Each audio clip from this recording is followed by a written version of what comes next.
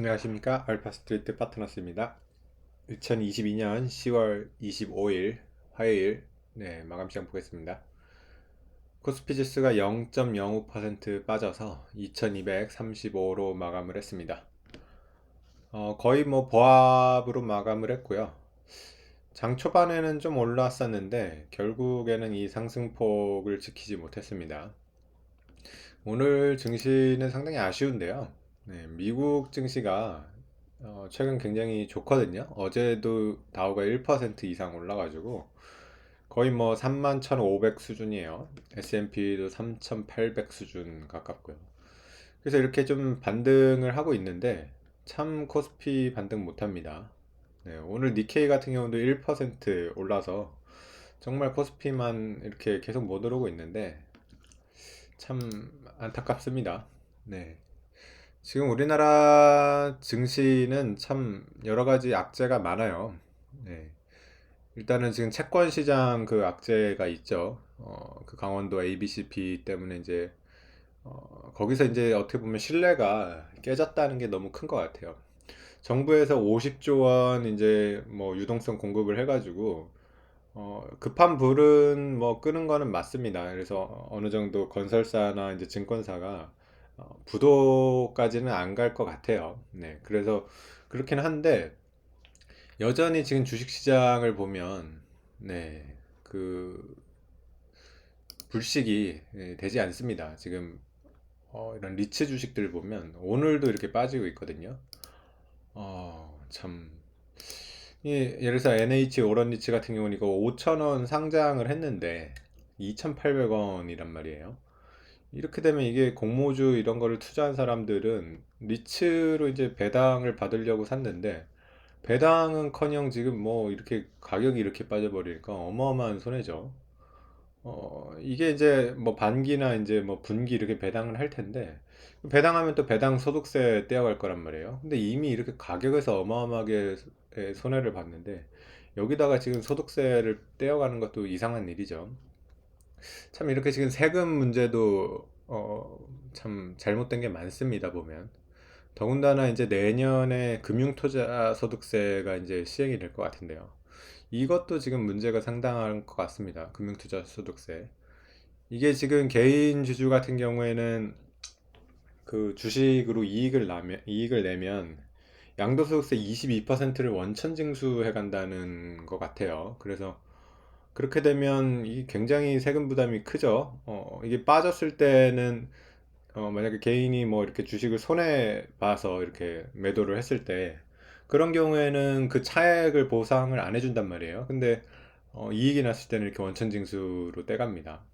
뭐 물론 이제 연말이나 이런 때 정산을 해가지고 상계는 시켜주는 것 같아요. 그때 이제 세금을 더 냈다 그러면 이제 돌려주기는 하는데 참 어쨌든 원천징수로 먼저 떼간다는 거가 좀 문제가 심각한 것 같습니다. 그래서 복리 효과를 누릴 수가 없고요. 어떻게 보면 이제 정부가 돈을 미리 그냥 가져가 버리는 거예요.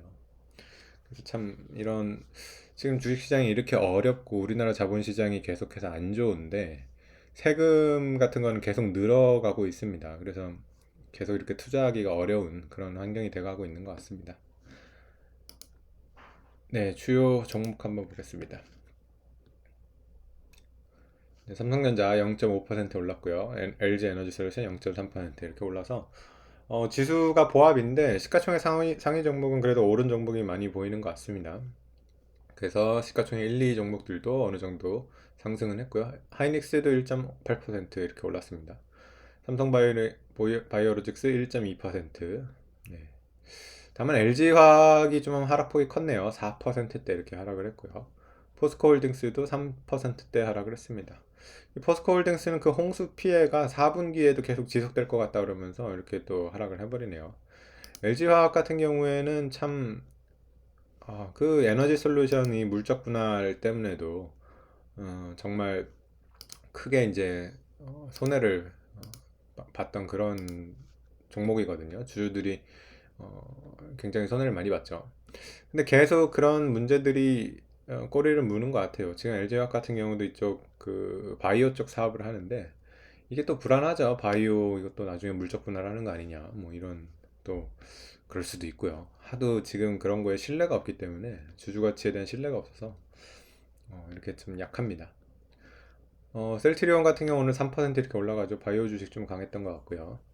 포스코 케미칼 여전히 계속 강합니다. 2차전지 양극재 굉장히 계속 뭐 좋습니다. 그래서 오늘도 1.8% 올랐고요. 금융주도 전반적으로 올랐습니다. KB 1.3%, 신한지주 0.5%, 네, 하나금융주도 0.9% 이렇게 올랐고요. KTNG가 1.8% 올라면서 52주 신고가를 갔네요. 네, 그래서 요즘 같은 때 이렇게 굉장히 강합니다, 얘도. 근데 당시 워낙 이 변동폭이 없는 주식이라서 상승폭이 크진 않습니다. 이게 저점이 뭐 76,000원인데 89,000원이라고 해봤자 그렇게 많이 오르진 않았죠. 그래도 어쨌든 52주 신고가라는 거는 좀 의미가 있는 것 같습니다. 네, 그 외에는 이제 두산 에너빌리티 많이 빠졌네요. 4%대 이렇게 빠져가지고 원자력 주식 참 안 좋네요. 글쎄요, 이게 기대가 있어가지고 그래도 좀 가격이 이렇게 올라갔다가 최근에 이제 최근 한두 달 굉장히 많이 빠지면서 네, 거의 뭐 고점에서는 반토막 가까이 났는데요. 하락폭이 상당히 큽니다. 네, 그리고 역시 바이오 쪽 SK 바이오사이언스는 3.9% 이렇게 올랐습니다. 네, 그래서 전반적으로 뭐 좀 오른 정식이 더 많이 보이기는 하는데 또 하락한 종목들이 하락폭이 커가지고 네, 그래서 지수는 이제 보합 정도로 이렇게 된 것 같습니다. 오늘도 여전히 이제 외국인이 700억 샀다는 거, 그나마 요게 지금 하나 괜찮은 소식이죠. 우리나라 그래서 거의 이제 10월 내내 사는 것 같아요. 9월 29일부터 해가지고 10월 달은 보면 10월 20일 하루 이제 팔고 샀기 때문에 외국인 수급이 좋다는 거는 뭐 그나마 위안인 것 같습니다. 네. 근데 역시 뭐 많지는 않아요. 700억 이 정도 사가지고는 외국인이 사서 이렇게 지수를 올릴 만한 그 정도 규모는 아닙니다. 근데 어쨌든 외국인들도 지금 뭐 의견이 아주 치열할 텐데 그래도 우리나라 이 주식이 워낙 싸서 조금이라도 사야 된다는 그런 쪽이 더 센 것 같습니다. 그러다 보니까 이제 외국인이 이렇게 매수로 잡히는데요. 환율 같은 경우도 이제 굉장히 높기 때문에 외국인 입장에서는 우리나라 주식 굉장히 박앤세일 구간처럼 느껴질 겁니다. 네, 환율도 1430원대 계속 이렇게 유지를 하고 있고요. 장중에 44원까지 가면서 네, 환율 여전히 뭐 계속 높은 수준 유지하고 있습니다. 근데 환율이 이제 1450원이 거의 이제 그 어떤 캡이 씌워진 것처럼 그거를 이제 좀 쉽게 넘지는 못하는데요. 그래서 한 40원대 오면 이렇게 좀 내려오고 그렇게 계속 그런 모습을 보이는 것 같습니다.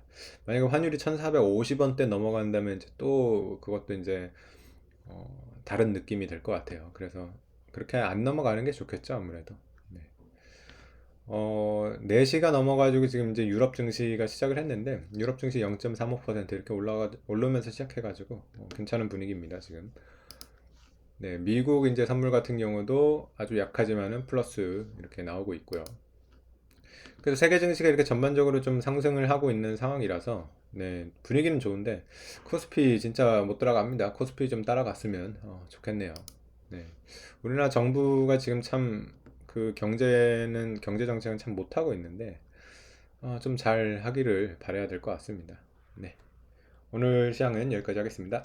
네, 감사합니다.